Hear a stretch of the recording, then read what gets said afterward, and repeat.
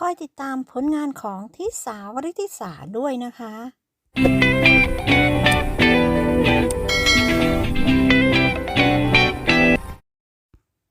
สวัสดีนะคะคลิปนี้เรามาเกาะติดวงการบันเทิงค่ะ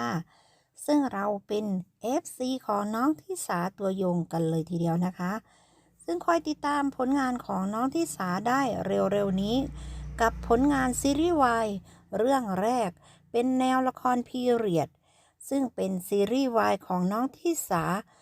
ก็คือบุพเพสันนิวาสเวอร์ชั่น2026กับบทของ